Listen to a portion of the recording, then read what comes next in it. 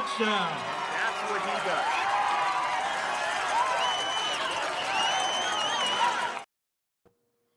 Drake's new album, For All the Dogs, now streaming on Spotify and Apple Music. All the Dogs on the Field, now streaming on WHBC.com, 1480 WHBC, and our YouTube. Welcome inside the Saturday Morning Huddle. Billy Beebe, Kenny Roda with you. It is now the Dan Brockers Import Automotive Saturday Morning Huddle, so we thank them for supporting the show. Kenny, I tried to land that great intro there. What do you think? Yeah. I was wondering where you were going with Drake. I wonder if Dan DeGeorge is a big fan of Drake. We'll find out here in just a little bit. But an interesting way to start week 8 of the Saturday Morning Huddle, and some great games as always in Stark County last night. We've got highlights. We've got photos. We've got guests. We're going to dive into all the games, update the standings, and tell you who did what and what they need to do next week, maybe to win a title, share a title, and get ready for the playoffs.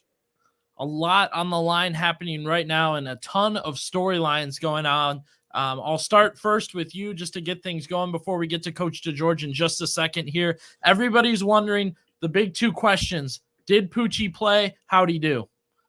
Yes, he played, and he was Poochie, right? He ran it, he threw it, he led them to victory on senior night at Canton South over a very determined, fearless team. 41-35, lighten up the scoreboard, 76 points. He and Carson Colucci put on a great show, and he's our WHBC Player of the Week for these numbers that he put up: 150 yards plus throwing, almost 200 yards rushing. He also punted one time, the only time they had to punt, for 45 yards. So Poochie with a busted up pinky finger. He wore a contraption on his throwing hand that helped him be able to handle the football and throw the football. And he delivered on senior night. And is all the other thing too, Billy, come out of that and I'll show you who else delivered. Poochie's grandma delivered. Look at these muffins. She made us muffins before the game as part of the WHBC Press Box Food Fight Challenge. So everybody in the Snyder family delivered yesterday at Canton South, as we got pizza, we got homemade sandwiches, Smith's Waco Market. Thank you to everybody there. There's the tray that Poochie's grandma brought up to us, and the sandwiches. So a good night of high school football for Canton South. Next week, if they win, they're guaranteed at least a share of the Pac-7 title, I believe, as they play at Tuslaw. Well, great stuff there and great stuff over at Lake. We knew it would be a battle. This is a huge Federal League game. Lake coming off a loss, Hoover coming off a dramatic win. So we kind of were wondering what both teams were going to come in with. I'm just happy it didn't rain. It was supposed to rain all week. I'm down on the sideline. It looked like it was going to be about 50 and rainy. I know another guy that was probably happy it was not raining while all this was going on, and that's Coach Dan DeGeorge. Coach, good morning. Happy with the weather last night, right? Yeah, morning, guys. Thanks for having me. It ended up being a real nice night for a great Federal League football game. Coach, for your team coming off the loss, how was practice all week, and did you have a good feeling based on what you saw in practice that your team would respond last night? Yeah, we had a good week of practice. Our kids were excited about the opportunity to play again. Losing to McKinley last week, we played a very poor first half on both sides of the ball. We played much better in the second half, so we were able to build on that a little bit. But the bottom line is we just need to get back on the winning track, and we found a way to do that last night. And, Coach, we talked post-game a little bit about what worked for you guys. So Carson Derlin going down in the second quarter, your defense stepped up after he left. I mean, the Hoover offense changed, but they kept pace with what they were doing. What was working for you guys on defense? Yeah, defensively, you always hate to see anybody get hurt, so I hope their quarterback's okay. He's a heck of a player. But that did change the game a little bit. We were able to concentrate more on the run. We went back to our 4-man front some as well.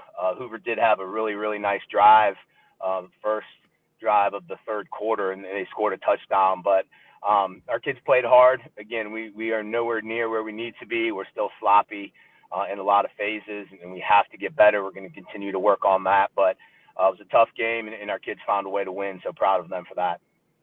Coach, I want to go back to last week's second half. You and I talked at halftime, and you were upset with your team. You said, we're not playing Blue Streaks football. We're not playing football, period. We got to tackle better. And they responded. Is that where maybe yesterday's win really started, was in that second half last week against McKinley, where you came within an onside kick, recovering that of maybe tying that game up, but carrying that momentum over? Sure. Yeah. Again, like I mentioned, our first half versus McKinley was not very good. And give McKinley credit, they played very well. We just didn't play, tough, physical. We didn't give great efforts. We jumped them a little bit at halftime last week, and they responded. And as I mentioned, they had a good week of practice. They responded to the loss. It bothered them. They wanted to get better. They were more coachable. And as a coaching staff as well, we got after them a little bit and changed a few things. And like I mentioned, we're nowhere near where we need to be, but we found a way to win last night and score some points. And so it's always tough to win in the Federal League. So anytime you get a win, you have to enjoy that. And we're trying to do that. All right, Coach. Nate Baker last night, 31 carries, 187 yards, 3 touchdowns, 2 interceptions. I asked you this post game, but for anybody who missed it, I want to ask you again, what was better last night, Nate Baker on offense or Nate Baker on defense? I think we might have, I'm going to take Coach out, see if we can get him back here. Kenny, we might have lost him here for a second. Yeah, I'm looking at those numbers, Billy, right? 187 yards rushing the football for Nate Baker last night, 43 yards receiving. So that's a total of 230 yards on offense and 3 touchdowns. And oh yeah, flip the script. He's playing both ways. He comes up with 2 picks yesterday. So you talk about impacting the game on both sides of the football. He's able to do that. And I know, it was a big decision early in the year who the feature running back would be this year, right? For Lake. And after that game 1 loss to Alliance, they decided, you know what, we're going to go with Nate Baker. And, oh, yeah, he's responded with 974 yards rushing so far this season. We bring back in Coach Dan DeGeorge. So go ahead and ask that question again, Billy. Coach, you got us? Hear us okay? That may still be lacking volume here. That's all right. I can answer for him because I asked him last night, Kenny, what's better, Nate Baker on offense or Nate Baker on defense? We asked Coach, and he said Nate Baker's a football player, right? So he just talked about got us now, Coach? Hearing us okay? Yeah, sorry about that.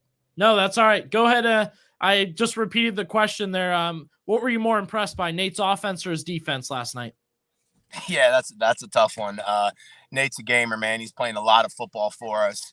Again, 3-year starter, has played multiple positions, just wants to win. Obviously very athletically gifted, but very coachable as well. And he's getting better each week at the running back spot as well. So I'm excited about that for him. But very good defensive back, 2 big interceptions last night, returns punts, kicks for us as well. He does it all. So, hey, he had a heck of a night. Coach, I saw in the paper you were talking about, teams out there that aren't recruiting them are crazy. I will call Baldwin Wallace my alma mater. I would love to see Nate Baker in a Yellow Jackets uniform. We could use somebody with his football skills, right? He's a football player. He is, yeah, and I think he could play a couple different spots at the next level. Just like I mentioned, so athletically gifted, both at corner, both at slot, which I think he probably projects to one of those 2 at the next level. But if you just watch him play running back too, he creates a lot of his own runs, makes guys miss, strong enough also to fall forward and break tackles. So yeah, I think he's got the ability to play football at the next level for sure. All right, Coach, one more thing here. If you look at our team last night for our YouTube broadcast, you may recognize that name on the right there. What do you think about Coach Durbin joining the media side of things? Yeah, Coach, it was good to have him up in the box. We actually talked this week on the phone a few times. We stay in close contact each week, and I tried to give him a little bit of hard time about his new gig in the press box. I reminded him not to use any profanity when he's on the air. He did a great well. But no, Coach Durbin's a legend. Again, I was blessed to coach under him for 13 years and learn tons about the game. But more importantly, just how to run a football program the right way. So appreciate him, and I still try to talk him every year into come back and coaching freshmen for me or doing something. So I'm going to keep trying to get him back in some manner.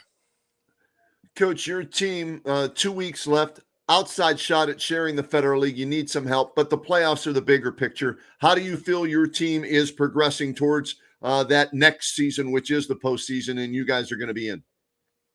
Yeah, I mean, we're excited about being 6-2. Again, we can't go back in time and make up for our Alliance loss or anything like that. The only thing we can do is press forward and continue to find ways to get better. We really have to clean up our special teams. We're leaving a lot of points on the board. We're going to really work hard on that this week. And then offensively, we have to be more consistent. Our approach is going to be continue to go 1-0 each week. We have another tough one this week versus Perry. It's always hard getting prepped for that wing tee, and Coach Flates does a good job. So it's going to be another dog fight for us. So just looking at it week to week, if we can continue to find ways to get better each week, then by the end of week 10, we hopefully will put ourselves in a good position for the postseason. All right, Coach, one last thing before we let you go here. Tell us what you're up to right now and kind of why it's so important, especially this late in the season. As far as where you're at. I'm sorry. Tell us what you're up to this morning and why it's so important for the program. Yeah, sorry, I'm in my car here. We bring our kids in early in the morning, 8:30, our varsity guys, and we watch the offensive film for about an hour. And then we actually had them do some yoga, and I jumped in my truck to get down here to North Canton to watch the JV game, to be on the sidelines. I think it's important that I get to many of those games as I possibly can, try to make to all our freshman games and as many of our 8th grade games as I possibly can. But it's good to see your other level kids play in person and be on the sidelines as well. Were you in on the yoga? Yeah, I was wondering about that too. Did you do any yoga with the guys, Coach? Yeah, great question. We've been doing yoga every Saturday all season. We actually started it last spring, did it all through the summer. A couple of us coaches went through a handful of those during the summer, and it works. It's great. I was a little sore for about a week after the fact because I'm so old, but our kids enjoy it. I think it helps them in the recovery process as well on Saturdays. I love it, man. They're branching out, the new technology, or in this case, new things to make football players better and more flexible. Can you do the scorpion pose? We saw somebody last week, Billy, put up the scorpion pose. Have you worked on that or no? No, I think I'd be on the IR if I tried the scorpion pose. But a lot of us would be. Hey, Coach, congrats on the win. Good luck the rest of the way. Thanks for getting up with us on the Huddle this morning. Absolutely. Appreciate you guys. Thanks for having me. Dan DeGeorge doing a great job, boy. Think about it. Their 2 losses, right? Both one-possession games to Alliance and McKinley. So they were right there for both of those games. Could have went either way, but he's got that team playing hard. They've figured some things out. They're getting some kids back healthy. So they're gonna be a tough out in the Division II playoffs this year for sure. Yeah, no doubt about that. Carson Derlin exiting early last night for Lake made it kind of an awkward game, Kenny. Both teams scoreless in the first quarter. Lake finally pushes through and gets that first touchdown. And then I want to take a quick look. We've seen the Hoover offense. We've seen it at its peak. We've seen it struggle a little bit. Yep. This is a whole different animal that they're running now with Zach Brocker at quarterback here. Take a look at some of these highlights. So it's really now kind of an option wildcat offense with Brocker at QB. It really was interesting and fun to watch for Hoover. You see Brocker, a lot of speed at quarterback, decent arm. You got him and Miraglia in the backfield. If he can find a way to still dish that ball to the receivers, you can see he still finds Mason Ashby a couple times. Miraglia got some good carries. So I don't know the status of Carson Derlin. Hamstring, I would imagine, is very difficult to kind of fight through as a quarterback just because it limits your mobility a lot. So, it'll be interesting to watch Hoover going forward offensively.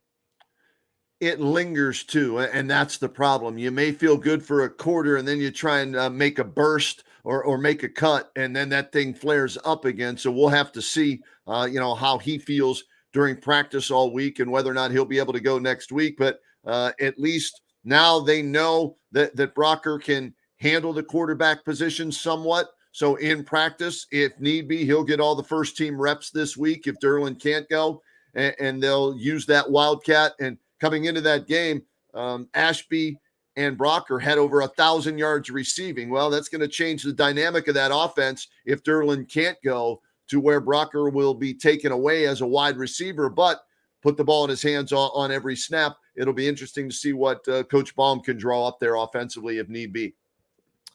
Yeah, and just kind of not what you want to see. Obviously, another big-name quarterback in the area sustaining the injury, especially this late in the season, Kenny. And like you said, we've seen hamstrings linger for guys in the NFL and high school and in college. And I remember there were some guys at Mount Union that had similar injuries, and they said they found that you'd be surprised what all is connected when your hamstring gets injured. A couple receivers at Mount Union had hamstring injuries, and their backs ended up getting injured too, because just how everything's connected in your body. So we know everybody kind of very cautious with a hamstring. Cooper Kupp with the LA Rams, a good example. You know, they didn't go light with it. They gave him 4 weeks off to make sure he was back and healthy for them. So we'll keep an eye on. I strained my hamstring last week walking up and down the field at that Lake McKinley game. So I'm just old. I heard it walking. I can't imagine these young kids cutting and jumping and twisting and turning like that, what they're trying to do and how much that hurt.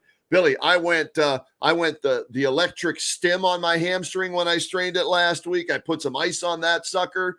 I stretched before yesterday's game to make sure I didn't re-injure it yesterday, because I knew I'd be flying up and down the field with Colucci and Poochie and those offenses at Canton South yesterday. Yeah, I didn't want to get into it either, but I had injured mine a year ago playing pickup football, and I'll say it took me about a year to get right, feel right again. But, you know, we're talking about guys 10 years younger, and again, we don't know the 10 years younger than me, but I was going to say not 10 years younger than me, Billy. We're talking about 40 years younger than me. So, yeah, let's hope he gets back quickly. Yes. Yeah. Not sure on the injury, not sure on the update. So we'll try and keep everybody updated as the week goes on. And you talked about the Federal League matchup. We will have McKinley on the YouTube game of the week against Glen Oak next week. Other Federal League action last night between Perry and Green. Let's bring our next guest here, Coach Slates with the Perry Panthers. Coach, big win for you last night. Congratulations. What were your initial thoughts this morning? Yeah, I mean, it was a good win and good team win by our kids, and they're buying what we're selling, and we played really good defense last night, so it was good to see. Coach, going in, you knew that team, even with their backup quarterback, right? Offensively, that's what they're known for. How did you prepare all week long defensively for their offense? Yeah, I mean, they do a lot of stuff similar to what we saw against Hoover, and the quarterback. I mean, when you have a program that runs that type of offense, I mean, they're going to do it all the way through. So, I mean, that kid's gotten all those reps and seeing all those coverages and different things as well. So, we just we brought a little bit more pressure this week and disguised some of our coverages and just we had a good game plan defensively, and our kids executed it. Coach, to start the season, Christian Avanek wasn't necessarily your number one guy, wasn't necessarily your number one back. How is it's come to a point now that he's getting 20 carries a game, multiple touchdowns, Player of the Week awards? What's happened with him over the season? Yeah, I mean, he just made the decision that he was gonna gut it out and play both ways, and he's done a great job. And we try to get him breaks throughout the course of the game, and he's telling us, nope, I don't want to take this play off. I'm good. Got his helmet ripped off last night and wouldn't come out of the game.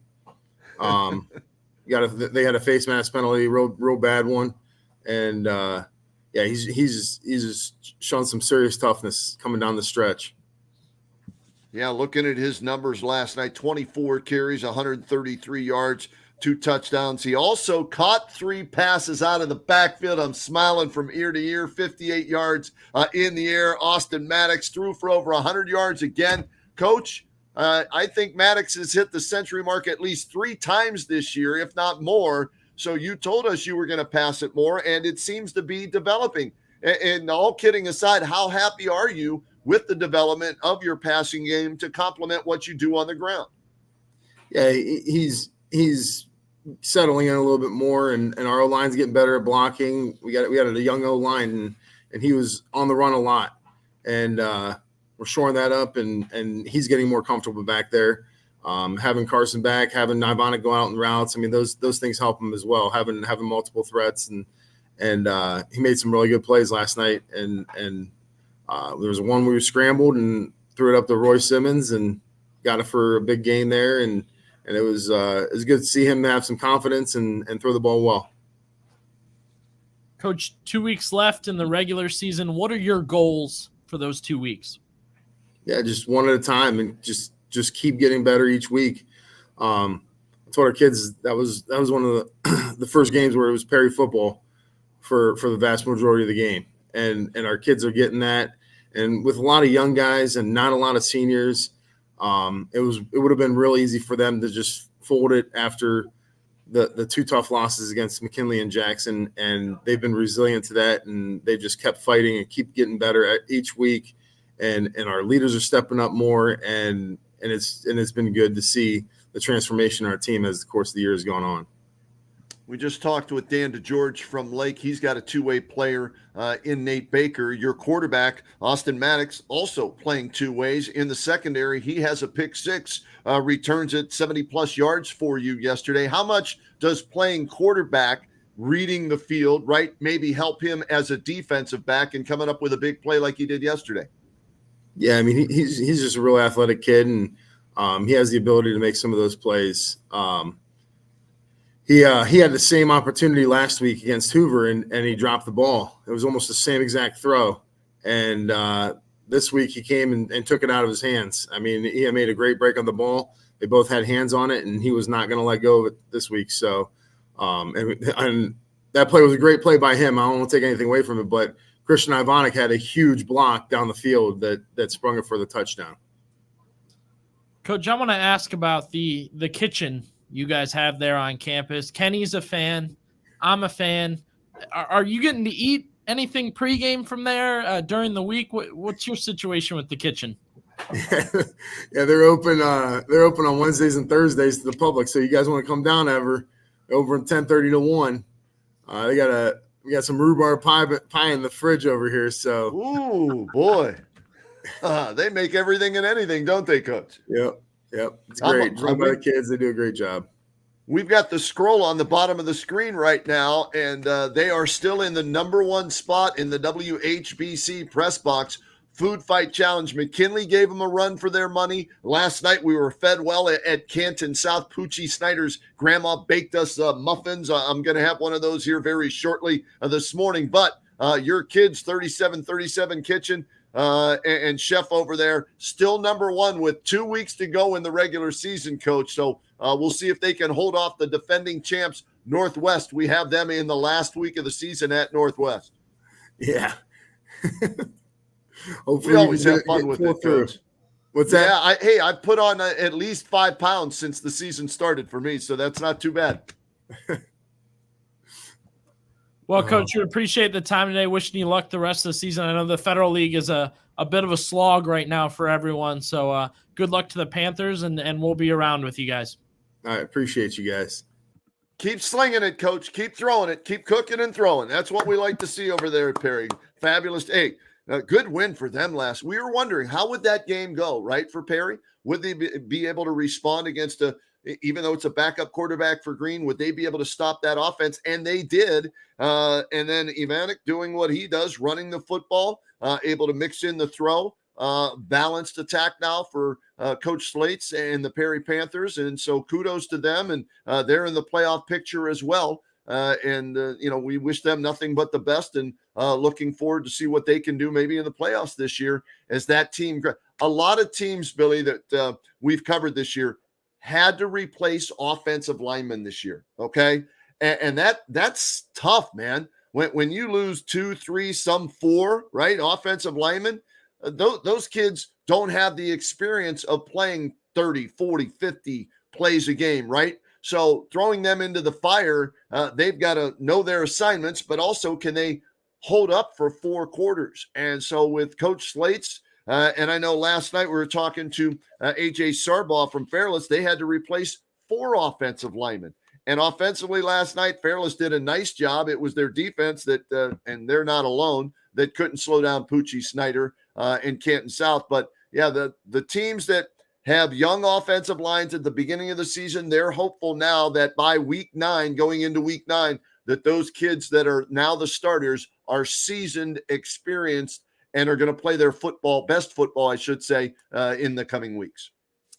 I agree. And if you look back a couple of weeks ago, Kenny, watching those highlights from McKinley at Perry, I would think the game plan for any team is pass it on the Panthers, air it out, put it up in the air. Now, if you look at these highlights again, Green certainly had a couple really nice touchdowns, but towards the end of this video here, as we're seeing the Perry offense strike first and early, it's key late that you see them get sacks, stop the pass, not give up more than 2 touchdowns. It seems like they really adapted from, I think that was week 5 or week 6, Perry at McKinley. So, a lot of difference made there for the Panther defense. Yeah, and it's tough to work against the pass when you don't pass it a lot. So this may sound crazy, maybe not. I think Perry will become a better football team because they're throwing the ball more on offense because they're working on it in practice. So by working on it in practice with your offense, that's putting your defense up against the pass more. And then on top of that, whatever the opposition does best, if they throw the football, you're working at it there as well. So I think it's twofold for Perry. It'll help them defensively against the pass. So, kudos to them and everything that they've done this season. Back to 500 now, right? As I look at the standings in the Federal League, Perry is now 4-4 overall. And also, we should ask Coach Slates about this. Now that I look at the standings, that was their first Federal League win this season, right? So they get off the schneid in the Federal League, and that means everybody has at least one win in the Federal League this year. And I keep asking these coaches, what's so special about the Federal League this year? What are your thoughts on the Federal League? And they all say the same thing every game. And we've seen some a little bit of a blowout wins here and there, Kenny, but they keep saying every win could have been a loss. All these games, they feel like, if one thing turns in, whether it be the first quarter or the fourth quarter, they keep noting that this game really, really could have changed in these Federal League matchups. Now, I got a surprise for you. We got a surprise here on the Huddle, a last-minute guest, a great ad for us coming off their big win last night, East Canton Hornets head coach John Spider Miller. Coach, good morning. Can you hear us okay? Yes, I can. Good morning to you guys, too. Thanks for getting up with us on the Huddle. But what time do you get up on an ad? I shouldn't say thanks for getting up. I'm guessing you're up early every day. So when does Spider Miller get out of bed?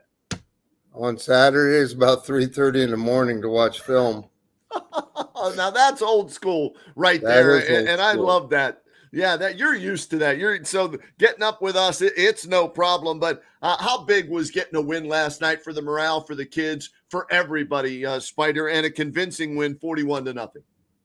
It was great to see our kids get excited and play well, and have most of our kids healthy this week and going into the next 2 games. That's a great asset for us. But just to see them get excited because they work hard. We average about 24 kids at practice, and they're always going one way or the other, whether they're on the scout.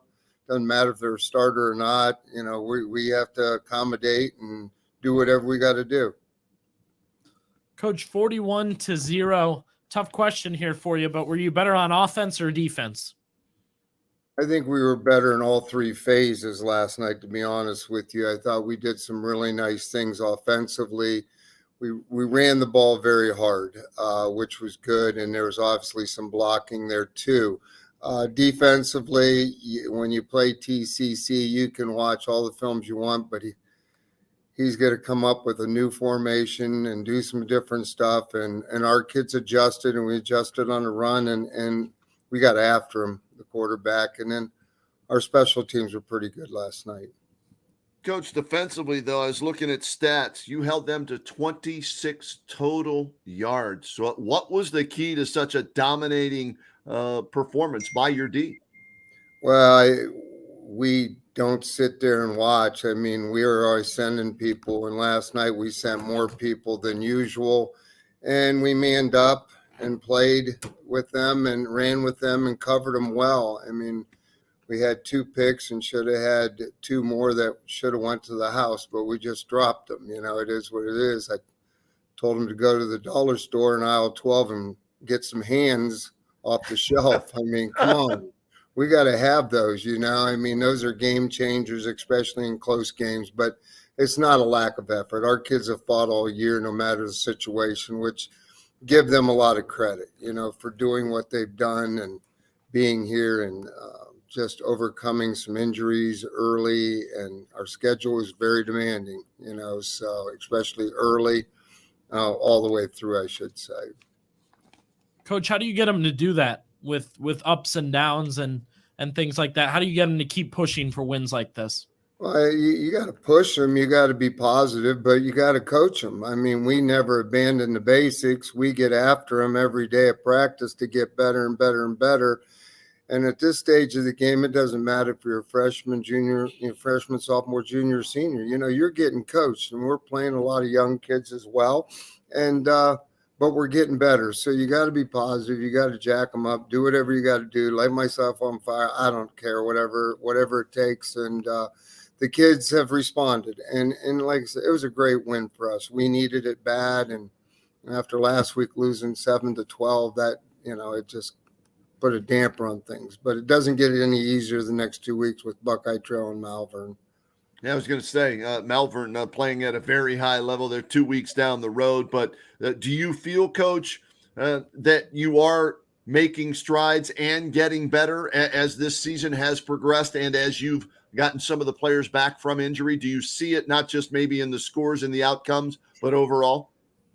I think overall we've gotten better in all the phases. You know, it's like you got 11 guys have to do the right thing. And if one guy doesn't, it's usually not a good thing that happens to us, whether it's offensively or defensively or special teams. But our kids have gotten better and they've worked hard. I mean, there's no question about that. You know, I mean, you go for 2 hours and 15 minutes or whatever, and no one's standing around. We might have one player. If you have 24 kids, you're using 22 all the time, you know, so right.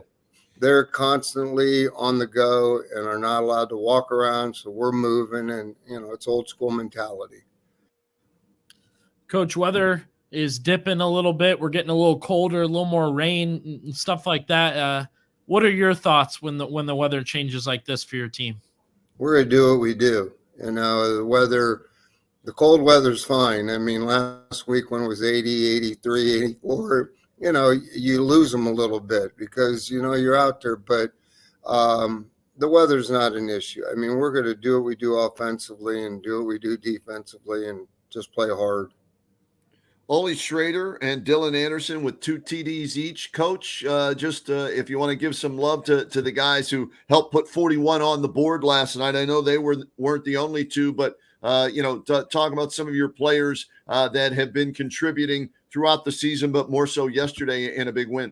Well, Ollie Schrader's done a great job. I mean, we made some adjustments defensively with him just because of some of the stuff they were coming out with. But, you know, he's been around and he can make those adjustments on the run, and he's been productive all year for us. You know, we had a touchdown catch last night by Aiden Stevens, who's a freshman. You know, we are starting 1, 2, 3, 4 freshmen, maybe 5 sometimes on offense. So, you know, they've grown up a little bit. You know, I think Tyson Adams on defense has had 2 great weeks of game, two really good games at playing defensive end and coming off the edge and doing the little things, and he's getting better. I think our linebackers are reading their keys. I mean, we controlled the line of scrimmage last night, but and offensively, you know, we got some kids, you know, Austin Price is doing a great job for us at center. You know, I don't want to leave anybody out. I just think we're all getting better and you know, why not? We need to get better and keep going and keep moving us in the right direction. That's what you like to hear towards the end of the season from East Canton. Coach, thanks for joining us. We appreciate you jumping on late, and we'll have our eyes on you guys for a strong finish at the end of the year here.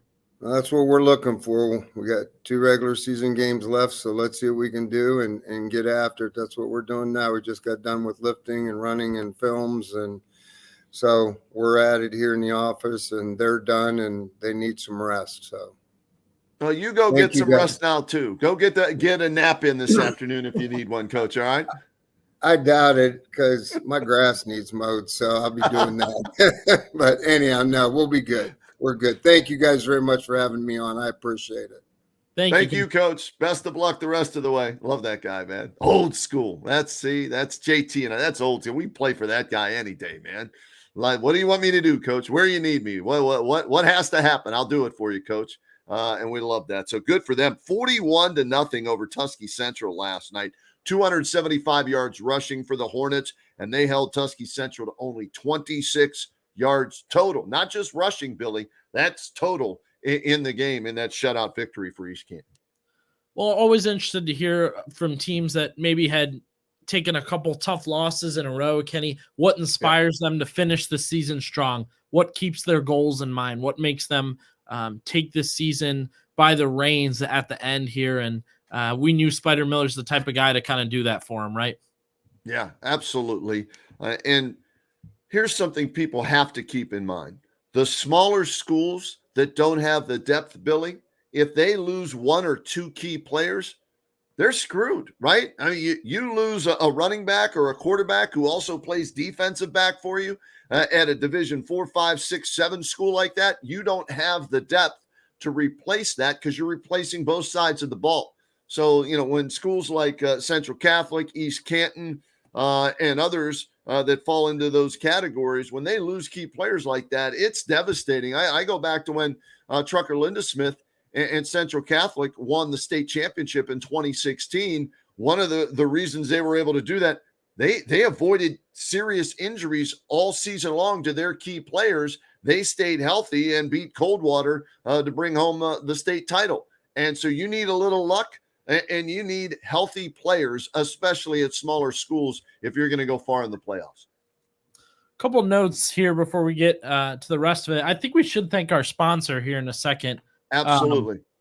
First things first, though, Kenny. I forgot. I should have said to Coach DeGeorge once you said something. I got to make my pitch. Nate Baker would look better in purple if we can get him over to Alliance. You have enough recruits at Mount Union. You get everybody and anybody. We do. We lose to John Carroll and Mount Union every year. We stink. We can't win that Cuyahoga Gold Bowl against John Carroll. You ever seen that trophy that we play for? It looks like a big turd is what it looks like, Billy. I can't put it any other way, all right? So I'm glad that we don't have to keep that. What they should do in that game is whoever loses the game should have to keep that trophy. That's how bad it looks, right? So we've lost that like 8 or 9 years in a row, and I can't even remember how many losses it is to Mount Union. So we need Nate Baker in a Yellow Jackets uniform, not at Mount Union. I was getting a look at different trophies while I was over there. But I know, I figured that. That's fine. Well, I will say, though, almost had him last year, right? Yeah. Almost won. And second, they're putting out NFL talent now. I was going to say, we had a kid that's in the NFL, and we still couldn't beat Mount Union last year on that Hail Mary, but just knock the ball down. Don't try and catch the doggone thing. Yeah, no doubt about that. Second thing I wanted to know, I don't think at any point that we were doing this show, prepping the show, getting this thing ready, 2 weeks in a row, we're talking yoga. How about that? Didn't see it coming. How about that? Maybe Pilates is next. Who knows? I'm just saying, if you're looking for an edge, and coaches, they'll do anything and everything if it gives them an edge. They'll put their kids through whatever it is if they think it's going to give them those. Remember, what is it? Al Pacino, you scratch and claw for every inch, right? So now they're doing yoga for every inch. So good for Dan DeGeorge. Yeah, and we're talking hamstring health, so I mean, we may as well give it a try too. I offered them pickle juice at the beginning of the year. I don't know how many of them, bought into it so their kids would stay hydrated and not cramp up and everything, but it works, the pickle juice.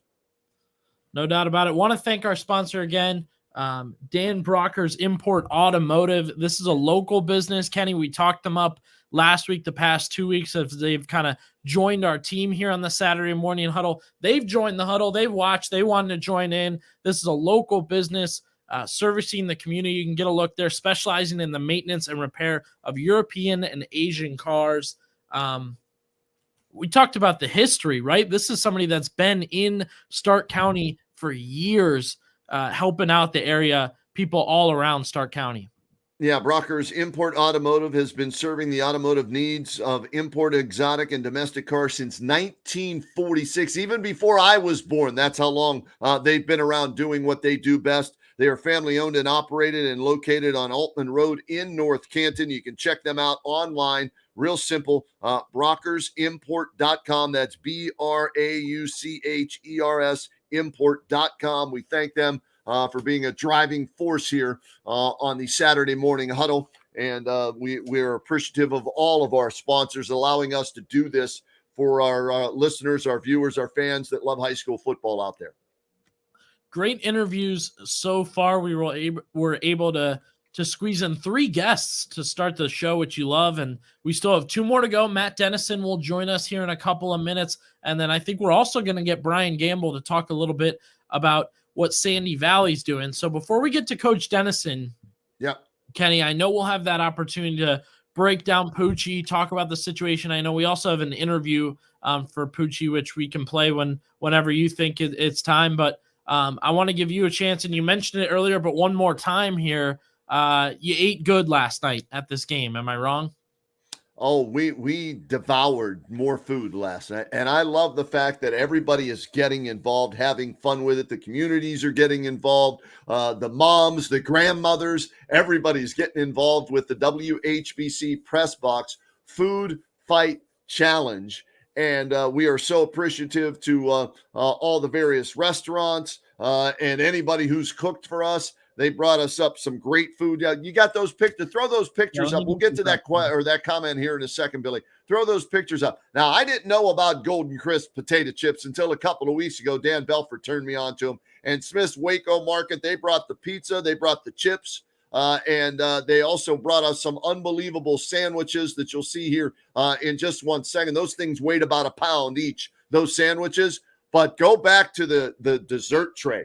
And when we replay the Poochie Snyder interview coming up here in a little bit, I'm going to eat one of those muffins or cupcakes or whatever it was on that tray, right? Chocolate chip cookies, double chocolate chip cookies. Those muffins, I think they were a combination of pumpkin spice and chocolate chips in the middle. And Poochie's grandmother, and she made them for us. And look at this. She sent us a thank you note. And I'm going to read it right now. Here's what it says. A very special thank you to our favorite local radio station, WHBC. Thank you very much for all your coverage this football season. Please enjoy this small treat in the press box tonight. The season just flew too fast. Don't want it to end. Go Wildcats. Love our Wildcats. Love our Poochie. It's his grandma.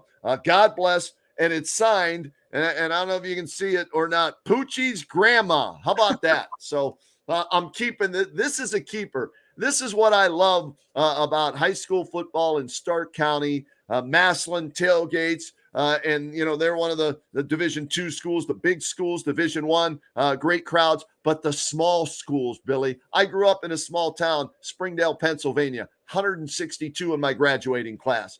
I have a special place in my heart for the smaller schools. So we love going out on a Friday night to the smaller schools and seeing the entire town show up. Last night was homecoming, and it was senior night and all of that. And God bless all the parents and all the players, coaches, school administrators for helping us do what we do now. 79 years of high school football coverage in Stark County, and thank God for all the great food this year too. Yeah, and I'll say it is so interesting. It makes the job fun, and we understand the coverage it brings when, for example, our YouTube game can go from Orville at Northwest, which was a great game, electric, very fun, to, say, next week's game, Glen Oak at McKinley at Benson. So that's going to be one of those things where we love to go full coverage, start to finish. We're going to talk East Canton here and we're going to talk Lake. We're going to talk Massillon, and we're going to talk Canton South. So we love Stark County, and we appreciate Stark County loving us back, whether that be with likes, shares, things like that, or muffins. And muffins for me. How about the fact that we've had Coach Durbin, Coach McDaniels, Coach Palmisano, and NFL quarterback Mark Miller, right, analyzing these games on radio and TV. These are guys that coached it, played it. And so when you hear from them, a comment about a play, why it worked, why it didn't work, or what we expect or what they need to change, this is from experienced guys who have coached it, played it. And, all of our broadcast teams, Dan Belford, Mark Miller, Denny Kincaid, they all do a great job on the radio side of things. You're working on the YouTube side of things with Frank Salona and Coach Palmisano, Coach McDaniels, Coach Durbin, whoever it is. And that's on demand. You can watch those games and hear from all those coaches whenever you want by going to our YouTube channel at WHBC. And then Bill Morgan and Derek Philo doing a great job with our stream game as well, not only calling the game, but helping us out on the Saturday morning huddle with videos and interviews and information like that. It's a team effort. Bob Jeffries doing stats, Denny Kincaid doing stats allows us to give you the numbers inside the game and after the game. And we put that all together, right, along with our engineers, Dale Lamb and Eric Williams and Brian Novak, who helps us out on the Saturday morning huddle. It's our passion at WHBC. It's what we do. It's what we love. And we want to bring you as much as we can. That's why for the second year in a row now, we're getting up early. And it's a lot of work, but we're getting up early to do this Saturday morning huddle for all the football lovers, high school football lovers in Stark County. Yeah, we appreciate everybody tuning in, and want to give a second look here, Kenny. So for context, we get passes, right? Media passes, gets us on the field, gets us in the box, whatnot. I get mine, Billy Beebe, WHBC, Frank Salona, WHBC. Take a look here. Jeff Durbin joining the crew last night. Former Lake coach of, I believe, 23 years, if I heard correctly. Coach Durbin there, WHBC Lake legend. They added on purpose there for his pass. So Coach was great, and not only was he a great analyst, and you can go back and rewatch that game at any time, it was really fun to watch him kind of walk around and have different people, saying hi to him. And you heard Coach DeGeorge was giving him a little broadcast advice for when he went on. Yeah, and he is a legend there. And you know what else happened yesterday? Talk about legends returning home. Mark Miller returning home to where he was a legend in high school, and he joined me on the All Care Stadium show yesterday. And I got to give a shout out about our entire team. Don't want to forget Rick Worstel, 1981 state championship quarterback for the McKinley Bulldogs. We get insight from him each and every week before the games, but Rick was out of town this week. So Mark Miller filled in for Rick yesterday, and he returned home and told some stories about when he played there at Canton South and how it's changed over the years. So we take things seriously when it comes to high school football like that, and we have a great team. Pam Cook sets a lot of the stuff up for us, with the schedules and the athletic directors and all the behind the scenes stuff, and Larry Gothrop, our boss. JT and I get to interview the coaches during the week. So it's an ongoing, evolving thing with high school football and WHBC. You heard it, about 20 names, I think. 20 and 25 names go into. Cheers to all of them. Yes. Yeah, absolutely. And the coverage is never easy, but my favorite part, I obviously love being in the moment and whatnot, Kenny, but sometimes I think one of my favorite parts is when we put the product out there and then everybody kind of consumes it and reacts. And, it's just nice to see how people kind of get after it once they've been able to kind of consume, whether it be radio stream or the YouTube this season. But let's get to your game. Let's talk about your game a little bit last night while we wait for Coach Dennison. We talked about it at the beginning. I know our guys were asking me to text you, and I was curious to know too. I'll ask you again in case somebody missed it. Did Poochie play? How did he look? Poochie played, and he was our Old Carolina Barbecue Player of the Game, and he was our WHBC Player of the Week. And there's the contraption that he wore on his right hand. That's his throwing hand, okay? and he wore that contraption, had his finger, and it was his pinky finger taped up, and then he wore a glove on that where he cut out, most of the glove, but it gave him some extra support and I think probably a good grip on the football. So Poochie was able to play last night, and we'll hear the interview I did with him post-game a little bit later on here on the Saturday Morning Huddle. But it really didn't hinder him that much. I mean, he completed 12 of 17 passes, again, efficient, 154 yards passing and a touchdown in the game. He did not throw an interception. And, of course, he used his legs as he always does. He carried the ball 12 times for 190 yards and 3 touchdowns. So over 340 yards of total offense. The quarterback draw is a lethal weapon for them. Darting and slicing and dicing, and then just, okay, he can chill now. He made it to the end zone. A total of 4 touchdowns. So on senior night, homecoming, Poochie Snyder, last home game of the regular season, he put up those numbers right there to be our WHBC player of the week. And the kid is a great kid to talk to afterwards, a great leader. And I'll just tell you real quick, I said, hey, if you win next week, you get at least a share of the title. He said, we don't want to share anything this year. And so their goal is to win the Pac-7 outright. 2 more wins in the Pac-7, and they'll get an outright championship. So congratulations to Pooch and Canton South for their big victory last night. Yeah, I want to shout out Jordan Miller, another part of our WHBC team and sports. Thank you. And that's his picture right there. You can see a great one of Poochie running there, and more great photos here from what was a really good game last night. I know we'll ask Coach Dennis in this. I want to get his thoughts on this, but Fairless drops to 2-6, Kenny, right? They're not a 2-6 team. They are not, and everybody said that.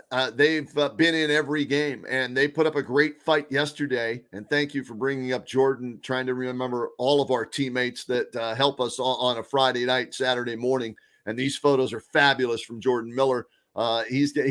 I do it with my phone, right? Jordan's out there with one of those big lens, real deal cameras taking these still shots, these snapshots, these photos. And you can see the emotion on the face of the players from these great photos from Jordan yesterday. But Fairless, no, not a 2-6 team. Coach Sarbaugh is as good of a play caller as there is, in Stark County. And he had them within an onside kick of maybe taking the lead in that game twice last night. So they fought to the very end. And unfortunately, they're on that bubble, right? Of making the playoffs. I hope they get in, because I think even though their record may not indicate it, they might be able to do some damage, in the playoffs because of Carson Colucci and that offense. It was the Colucci and Poochie show last night, and both kids, delivered in a big, big way. And Canton South remains undefeated now at 8-0 overall and undefeated at 5-0. Only team undefeated now in the Pac-7. High-scoring game there. Another high-scoring game. Let's check in now as we have Coach Gamble from Sandy Valley. Coach, good morning. I know you got 2 of your guys with you here. 48 points on the board last night in a 48-19 win over Claymont. Coach, what was working on offense? Good morning, and thank you for joining us. Good morning to you guys. Appreciate you having us on. With me, I have Chapin Greer and Nick Petro.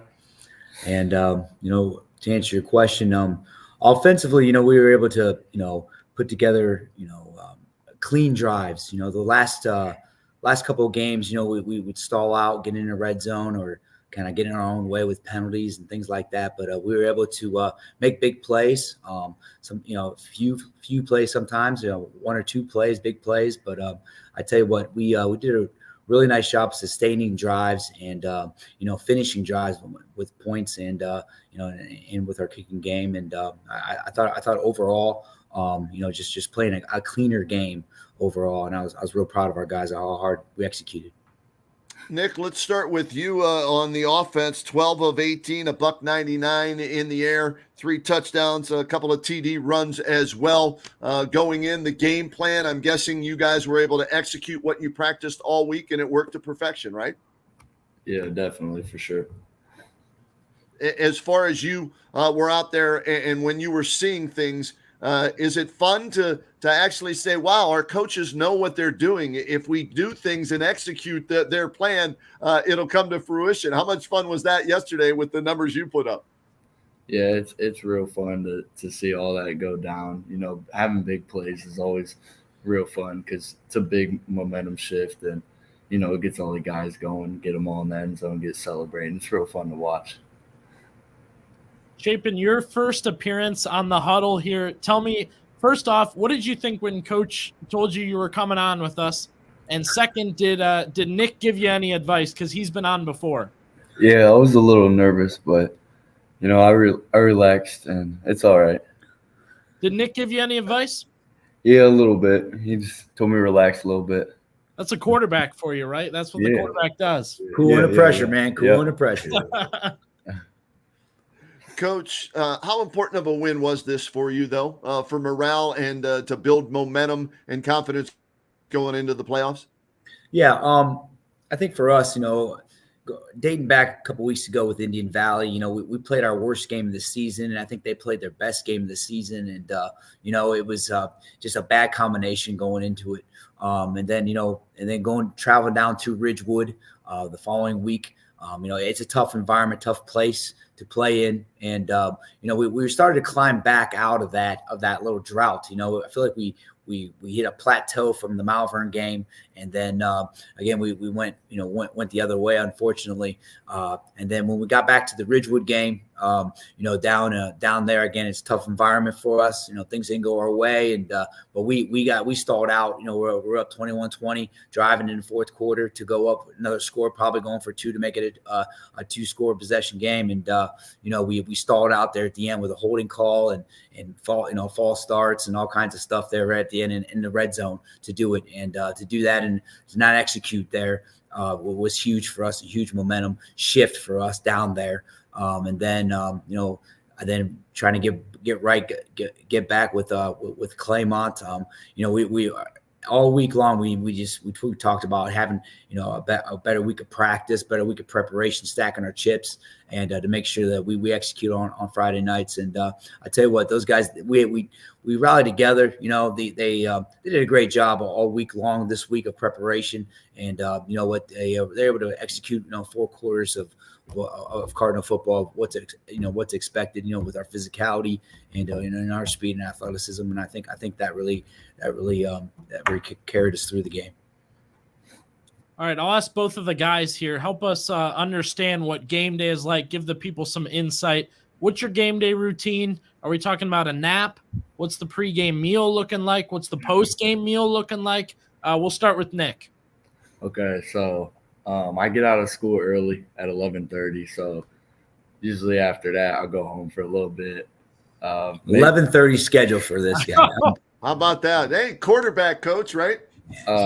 Maybe it depends if I'm tired. I'll take a quick nap, or I'll play a little bit of Madden, and then I always have a chiropractor appointment on Friday. I don't know. It's just kind of like I just do it every week just because it's a little routine now. And then the chiropractor's in North Canton, so I'll normally get like canes or something to eat up there while I'm there. And then I always need an energy drink. I always got a Ghost energy drink with me. And that's Nice. about it. I like it. I like it. What about you, Chapin? What's your routine? Is it as elaborate as the quarterbacks? Not really. I go to a vocational school, so I don't get as lucky as he does with the time. But no, I get off at 1:30 and I go home, have some snacks, and it's really about it. Get ready. What's the snack? Because everybody has a spot. Like I remember Wade Boggs used to eat chicken fingers at an exact time every time he played for the Boston Red Sox for us older folks. So what's the snack of choice for you, Chapin? Well, I really just have a peanut butter sandwich and some chips, Doritos. I like the barbecue Doritos, actually. Really? I haven't tried those. I'm the old school nacho cheese flavored Doritos. Oh, yeah. Coach, what's your pregame ritual? I don't eat. That's number one. There's no eating, nothing like that. It's for me. It's the huddle's on. I'm prepping for my call sheets. Making sure before we have our team meetings, what our coaches are going to go through. For our positional meetings and just work. Nick, what do you think Coach would look like if he drank a ghost before the game? Oh man, You don't want oh that. man, You don't want that. that'd be a little crazy. No, you don't want that. I'm on Gatorade and water, throughout the week, and so I don't think you want me with any type of caffeine whatsoever. No. Not a good Now, thing for here's what I got to say. I'm loving the fact that this is Chapin's first time in the huddle with us, and he went Pat McAfee with the tank top today. Give us a little flex there with the tank top there, Chapin. Look at that. Oh, Yeah, there we go. That's what I'm talking about. Well done. Hey, the quarterback gets all the glory, but hey, don't forget about me. I like that. Well, hey, guys, congrats on a huge win. Thanks for getting up, for the huddle this morning. Hopefully this will catapult you guys to bigger and better things in the coming weeks of the regular season and in the postseason. Thank you. Yes, thanks for having us on. Appreciate it. Love that, man. Pat McAfee. That's a big look these days. You gonna ever bring out? I won't. What about you, Beebe? You gonna wear the tank top or no? No, you may notice I'm a big quarter zip or golf shirt guy. That's here. Gonna be anytime I'm in the WHBC studio, you'll catch me in a quarter zip or a golf shirt. All right. Well, we go from another winning team last night, Sandy Valley, and their head coach, Brian Gamble, to a victorious team at Canton South last night in our WHBC Altman Hospital radio game of the week, and it lived up to the billing. I had a chance to catch up with Matt Dennison after the game last night. He exhaled and was relieved that Poochie played, and they got the win on senior night. So, Coach, good morning. Congratulations again. How you feeling this morning a few hours after all that transpired last night? Morning. We're feeling good still here. Anytime you get a win, you got to enjoy it. And that's what I got that from my parents. My mom told me one time I was complaining after a game about what we need to do. And my mom said, this job's not good enough for you to complain after a victory. So enjoy it for a day and then get back to work. So we're enjoying it. We had a good meeting this morning. Went over a lot of things that we need to do because we're still far away from where our potential lies. And that's a good thing. But we got to still clean some things up. But I think we're right on track with where we want to be. Coach, after Poochie's injury and interviews and all this stuff going on, do you feel like you're an expert on the pinky finger? Yeah, I guess I am. I didn't say a whole lot. So that's I didn't say a whole lot about it and didn't talk a whole lot about it. Poochie was sick of talking about it. I do know that. Coach, the contraption he wore last night, it obviously worked. How long did it come for you guys or take for you guys to come up with that idea of the glove, the tape, whatever that thing is that we're looking at right now? Well, I came up with it on Saturday and Poochie didn't believe me until Thursday. So we tried all kinds of stuff and he was zipping the ball on Thursday a little bit better and I looked at him, I said, it's amazing. And he just told me not to talk to him and walked away. Yeah, it definitely sounds like he's really tired of dealing with it, Coach, but you got to appreciate the fact that he's out there playing, right? Oh, absolutely. He's a warrior. He's that type of guy. And like I said, I knew it was 3.5 feet away from his heart, so I knew he'd be fine because he got about as big a heart as anybody. And for our viewing audience, Coach, we had you on the Kenny and JT show, and you told the story about some past experiences with quarterback injuries. Can you share that with our audience a little bit here today? And it seems like you've avoided it as to what happened to you in the past. And I know you still have nightmares about it. Yeah. And well, actually in 2009, we're playing for a 10-0 season and in a big rivalry game. And we have a tailback that has 1,800 yards rushing on the year. And he gets a compound fracture in the first quarter of his leg. And then go ahead to 2016, we're sitting here and we're I think 8-1, playing for a league title. We have a great team. We think we can make a deep run in the playoffs. And our quarterback breaks his collarbone right on the 3-yard line going into score in the first quarter. Now he toughed it out, played the whole game, but it wasn't the same. And we were able that year to recover from that and play a freshman quarterback all the way to the regional finals where we got Hoban, which Hoban in Division III wasn't a good thing. And then in 2019, we're the number 1 ranked team in the country. That 2016 quarterback was a Division I player. 2019, we had a Division I quarterback.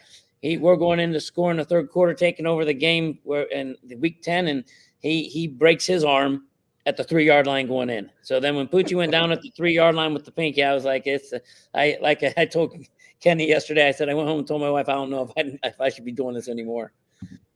Wow. Oh, Kind of crazy to see that happen over and over again. Coach, as far as the opponent last night for Fairless, Kenny and I talked about this. We've had other coaches mention it. Fairless falls to 2-6, but I think everybody locally feels like that's not a good way to describe Fairless, their record. Absolutely not. They're all 1-score games too. That's the crazy thing, other than, the Orville game, which looks awful deceiving because they, it was awful. The score looks a little deceiving because that was a 1-score 3-point game with Fairless driving. yeah. So they're a good football team. They're well coached. They present a lot of challenges to a defense because of how multiple they are. Very similar to us with getting in and out of personnel groupings, making things really tough on a defense to just lock in on one thing. And they do a lot of good things there. All that North Canton stuff that he got from Coach Hurtley. They threw one of those North Canton little trick plays for a touchdown last night when they split out the tackle and slid the receiver in at tackle and ran him down the chute. So they do a lot of good things offensively, defensively. They're sound and they make you earn everything. So they're a good team. And they played CVCA really tough last week. That was a 7-0 game midway through the third quarter. So they're a team that record is very deceiving. In fact, I told Coach Sarbaugh after the game, I said, keep your heads up, keep your head up because it's you got a good team and you guys are still fighting.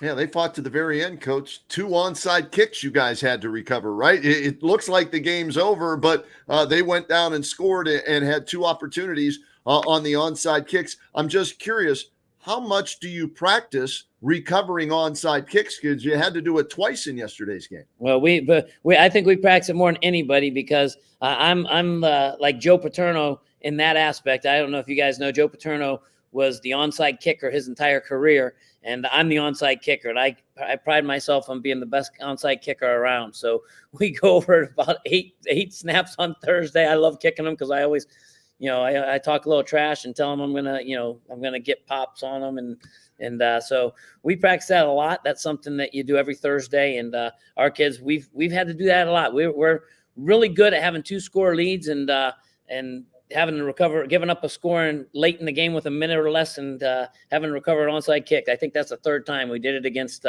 St. Clairsville and Dover and now against Fairless.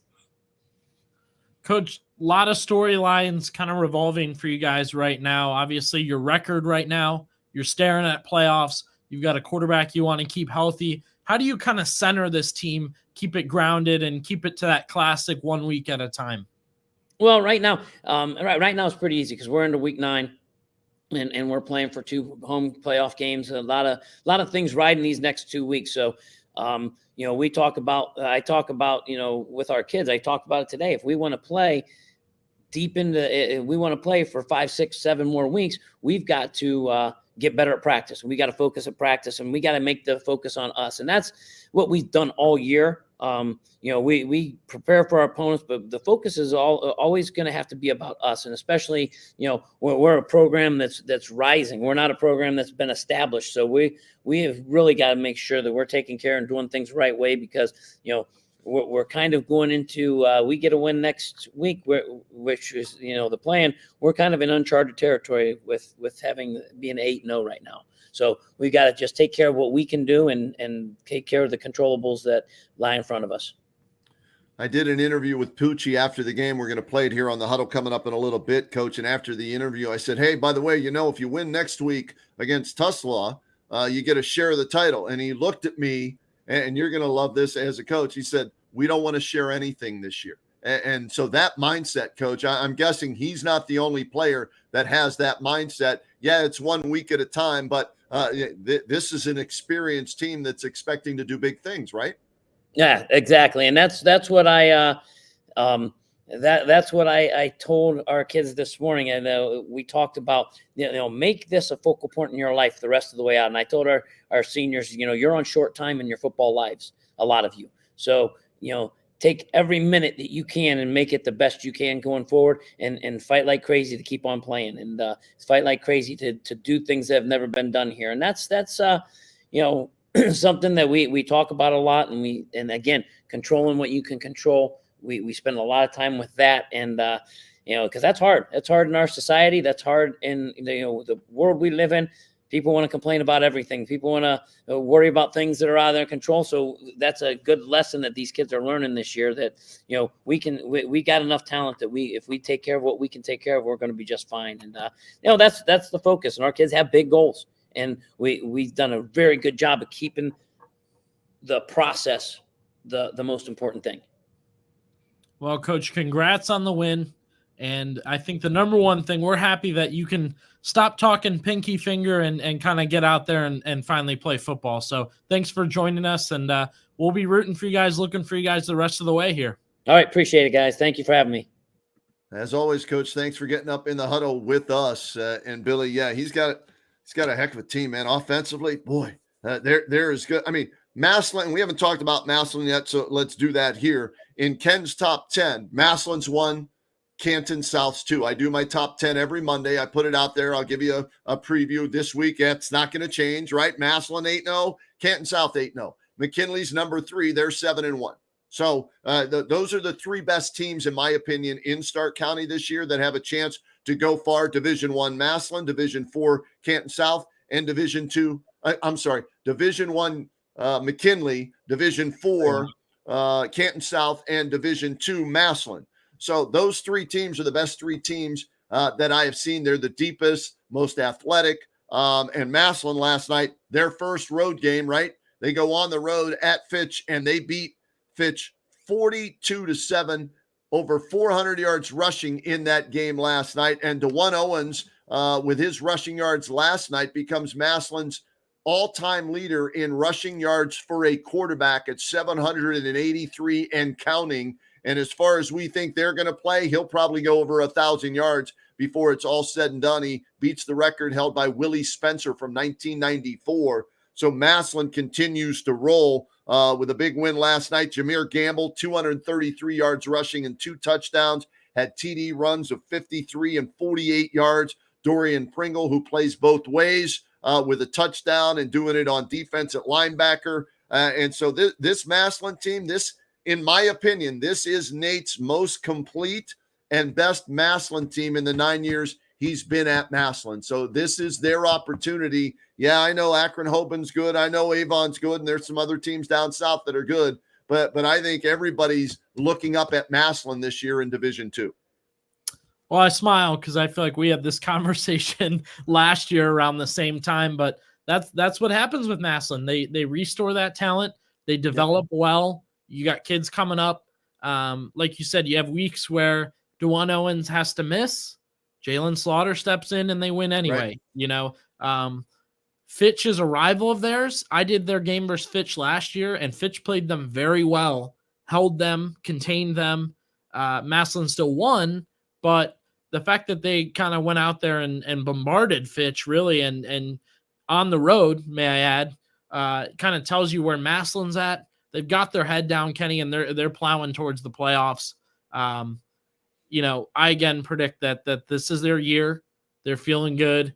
They're heading for a state championship. In my opinion, I like what they're doing, but still a long way to go. We hear all these coaches talk about, none of them are thinking about playoffs.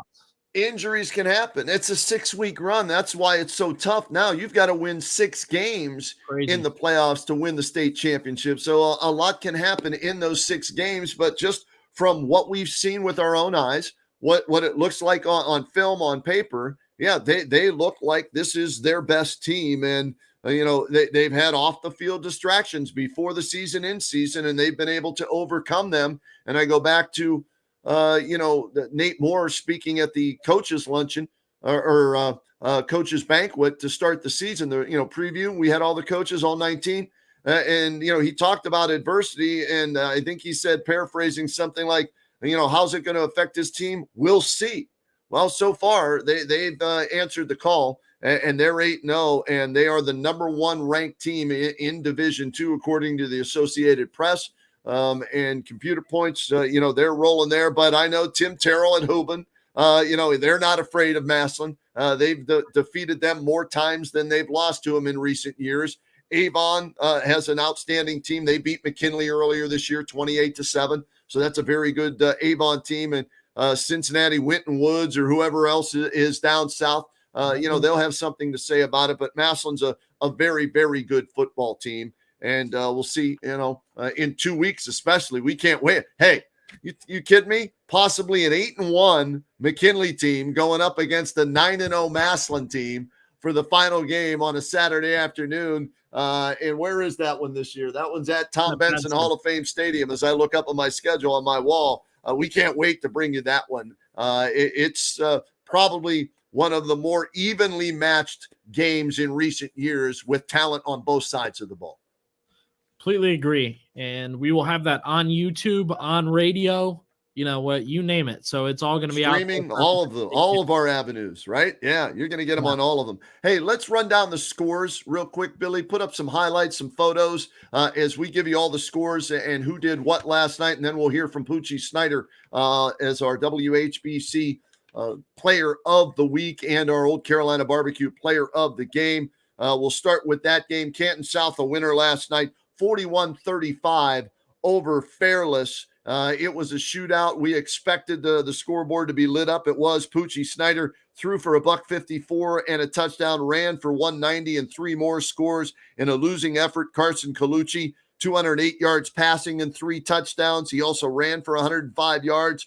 Heck of a performance by him. Rome Cox was outstanding running the ball for Canton South, 87 yards and 2 scored. So 8-0 Canton South as they move on, and Poochie Snyder continuing to put up those numbers. McKinley beat Jackson 27-7. They sacked Lucas Eckerman 10 times last night, and Eckerman 8 of 23 for 114. So he did not have a great night, and that was because of that defense. Jadis Jackson with 14 tackles and a sack for McKinley last night. Keaton Rohde, how about these numbers, Billy? 205 yards passing for Keaton Rohde, 2 touchdowns. He ran for 54 more yards and 2 touchdowns, kicked a field goal in that win. Jackson actually led 7-0. McKinley scored the final 27 points. They missed 3 extra points, too. So their special teams got to get cleaned up. Lake over Hoover yesterday, 21-7 was the final there. Nate Baker, the touchdown maker. He had 2 on the ground, 1 in the air. And, he picked off 2 passes on defense. Total offensive yards for Nate Baker, 230 total offensive yards. And those 3 scores, he now has 974 yards rushing on the season for Lake, who improved to 6-2. Let me mention, too, there, Kenny, Lake missed 2 field goals. So did it? Okay. In the stretch of the season, got to watch your extra points and your field goals. And those were field goals, not extra points. So that's 6 they left on the field and didn't put on the scoreboard last night. So, and they missed 3 in a game earlier this year too. So that's something Dan DeGeorge, is going to work on in the coming weeks. Perry, we had Coach Slates on. They were victorious over Green last night, 20-14. Christian Ivanek, 24 carries, 133 yards, 2 touchdowns, caught 3 passes for 58 more. Austin Maddox threw for 103 yards for Perry and also had a pick 6 on defense. Glen Oak, how about what Scott Garcia is doing with the Golden Eagles? They're flying high right now as they beat the Leopards yesterday of Louisville 42-7. Avante Burt, 111 yards rushing and a touchdown. Adrian Burt, 98 yards rushing, 2 touchdowns. Jameer Johnson, 67 yards rushing and a touchdown. They ran the ball pretty well yesterday on Louisville, so Glen Oak gets the win. Massillon, we told you about Jameer Gamble's 233 yards and 2 touchdowns, 439 yards rushing. They win 42-7 over Fitch. West Branch, for the second consecutive year in a high-scoring game, knocks off Alliance 49-41. And Bo Alazis, their quarterback, how about these numbers? 419 yards passing and 4 touchdowns. And he's doing that after replacing Drew DeShields, who put up huge numbers last year for West Branch. Brendan Zerbrug, in a losing effort, 360 yards passing and a score. He ran for 141 yards and 3 touchdowns, so over 500 yards of offense. But Alliance, Billy, comes up short again. And I've got to think, there's still a couple of games in the regular season to save your season and get ready for the playoffs. But to this point, some disappointing losses, don't you think, for Alliance this year? I would agree, and that puts them at 500, correct? Yeah. Yes, 4-4. It's not where they expected to be, and some games it seems like more of a defensive issue for them.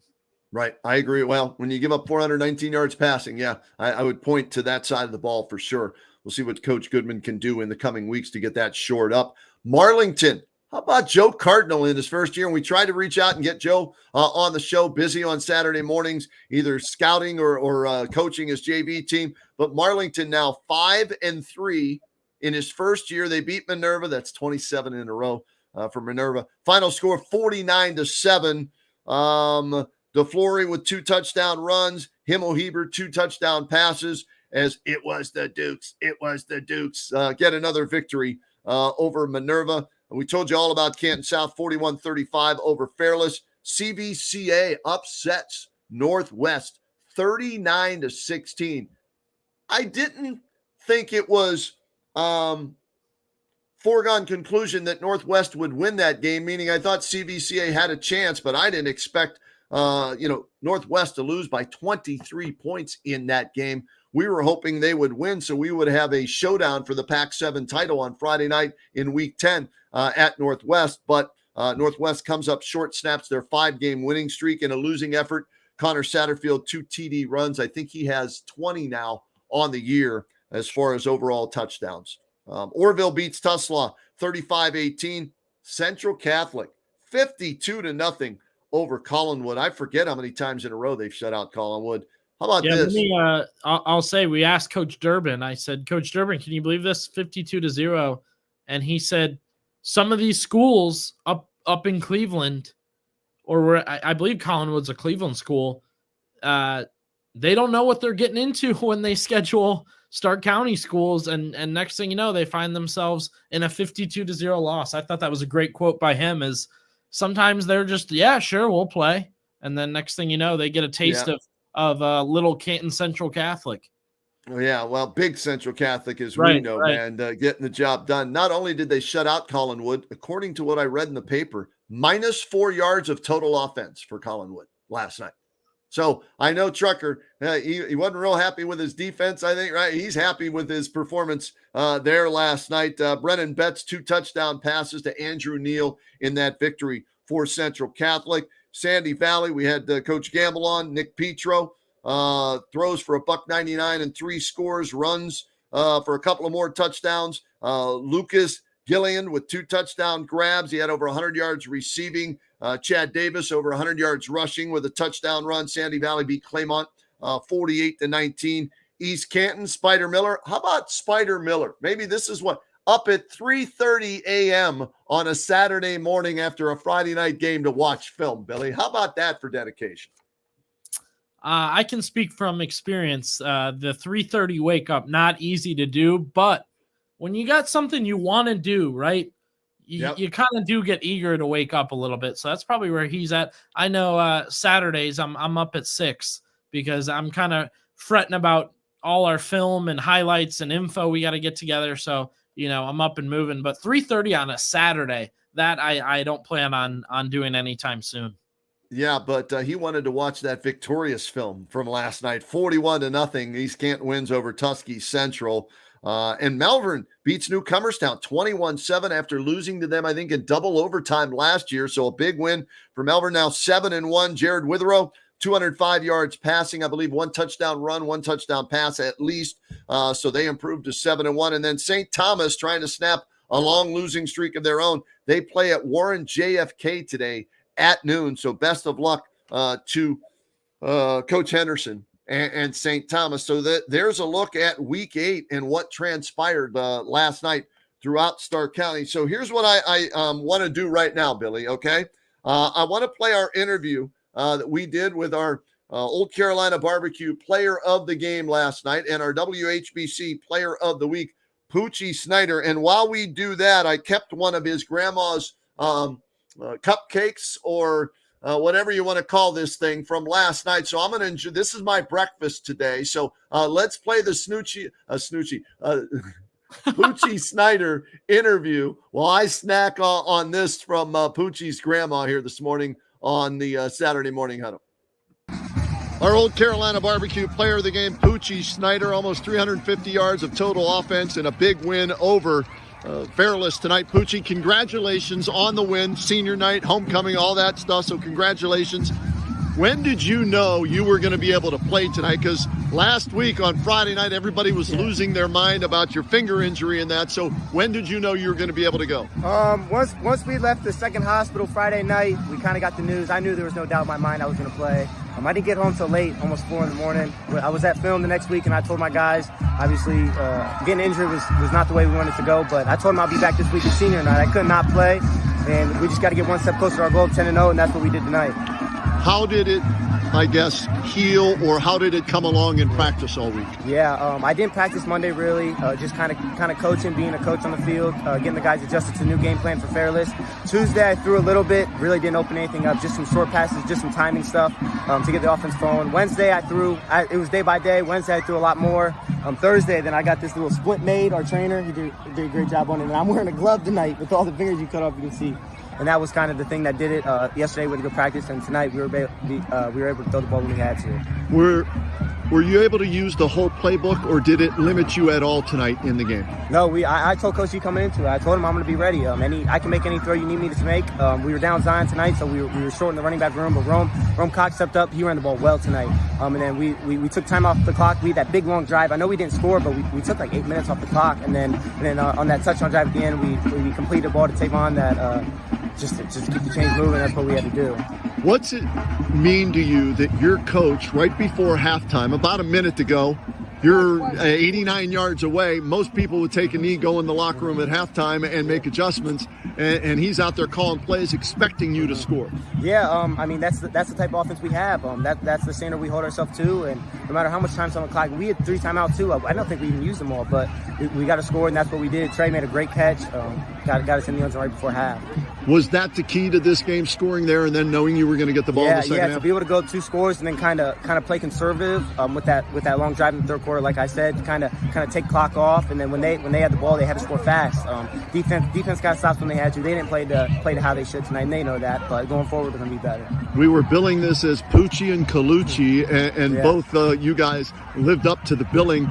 You've played against him. You know how good Fairless is. I'm guessing you knew you'd have to score a lot of points to beat Carson and Fairless tonight. Yeah, exactly. I know their record was 2-5 coming into the game, but they're not a 2-5 team. They played Northwest tough. They played CUCA tough last week. We knew we were going to have to make stops, and then offense, who will we do and score?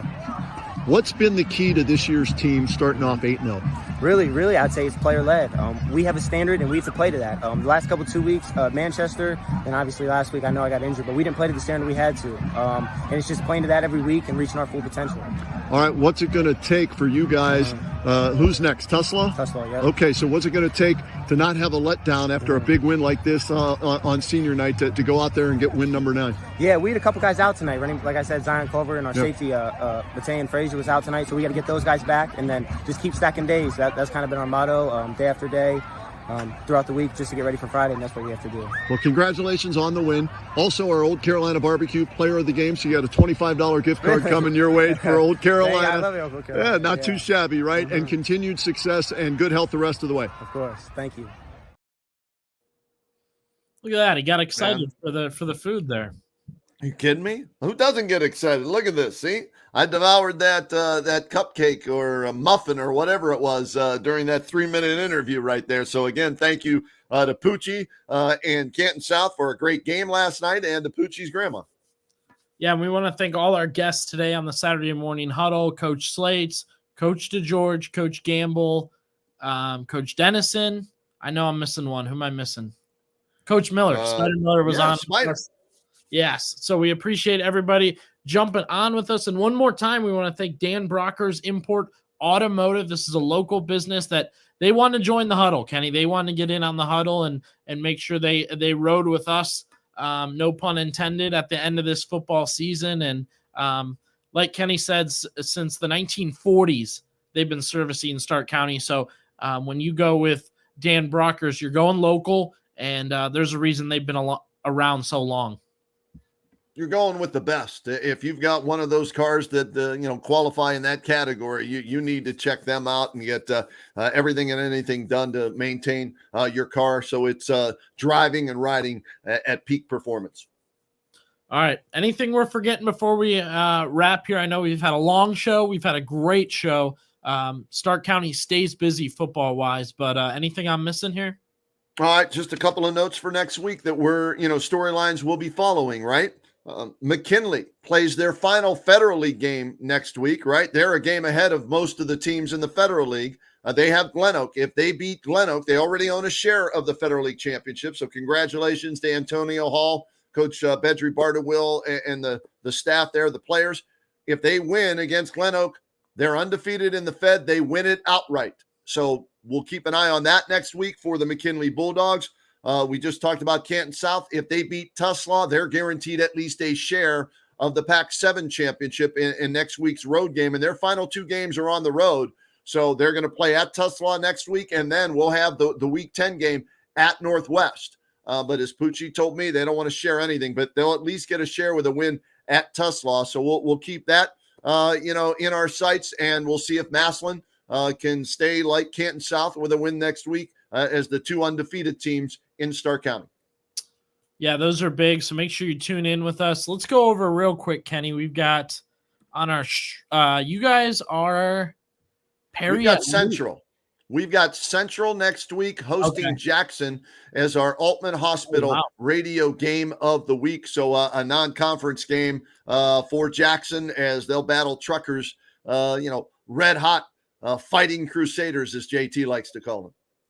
The stream game of the week, they will get their first taste of Northwest. Triway at Northwest. You can tune in with Bill Morgan and Derek Philo. That's on WHBCsports.com. And like I talked about, we're heading to Benson.